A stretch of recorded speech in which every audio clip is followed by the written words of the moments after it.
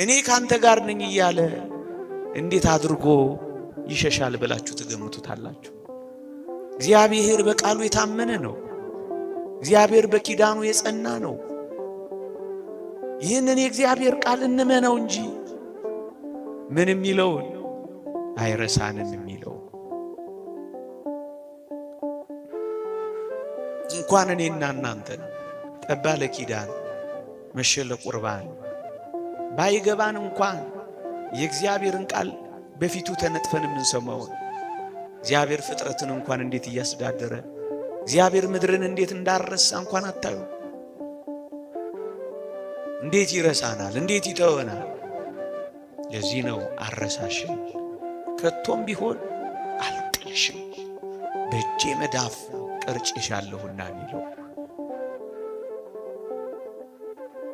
ጭንካር የተበሳበትን እንዴት ይረሳል?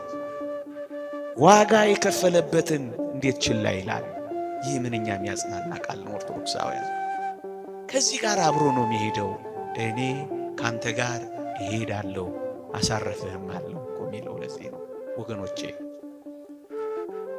የእግዚአብሔር ሰዎች ስንሆን እመኑኝ እግዚአብሔር ብቻውን የተወው ሰው የለም። እግዚአብሔር ብቻውን የጣለው ሰው ከቶም ቢሆን በመጽሐፍ አላየንም፣ በአባቶቻችንም አልሰማንም። እኛንን ብቻችንን ይሆን እየመሰለን የተሸበርነው፣ እኛንን ብቻችንን ይሆን እየመሰለን የደነገጥነው፣ እኛንን ምን ዱብዳ የደረሰብን እየመሰለን የታወክነው እንጂማ እግዚአብሔር ፍጥረቱን ረስቶ አያውቅም። ምን ነው ተስፋ ትቆርጣለህ? ምን ነው ትደክማለህ? ምን ነው በሲባጎ ትታነቃለህ? ምን ነው በረሃ ለበረሃ ትንከራተታለህ? ምን ነው ሱስ ውስጥ ትገባለህ? አባት እያለ አባት እንደሌለው፣ ተመልካች እያለ ተመልካች እንደሌለው፣ ብርቱ ክንድ እያለ ደጋፊ እንደሌለው ለምን ትቅበዘበዛለህ? ኃያሉ እያለ ድካም ለምን ይሰማል? እንደዚህ እንኳን ብትሆኑ መጋቢ አላችሁ፣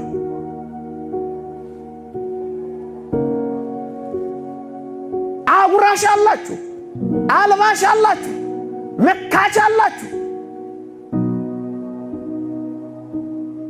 ይህንን ነው ማየት ያልቻልነው። ተስፋ ምን እዩት።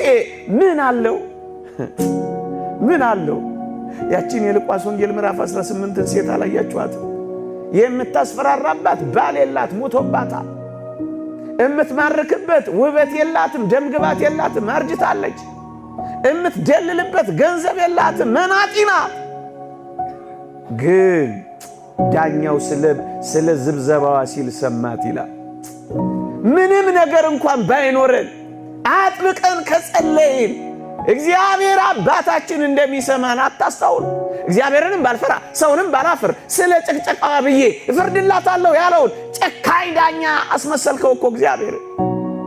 ብርቱ ጸሎት፣ ጥብቅ ሱባኤ፣ የእውነት ደጅ ጥናት አለ።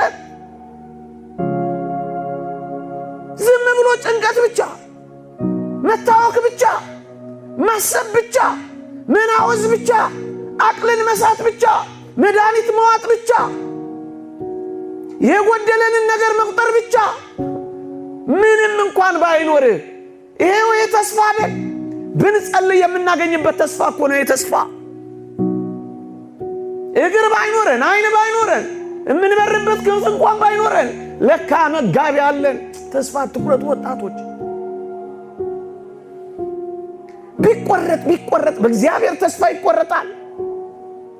ይሄን ሁሉ ቃል ኪዳን ገብቶልን አይታመንም እግዚአብሔር። ሰፊ ልቡና የሚገኘው ከመፈተን ነው። ተፈትኖ የማያውቅ ሰው አትንኩኝ ባይ ነው። ከሰው ጋር መኖር የማይችል።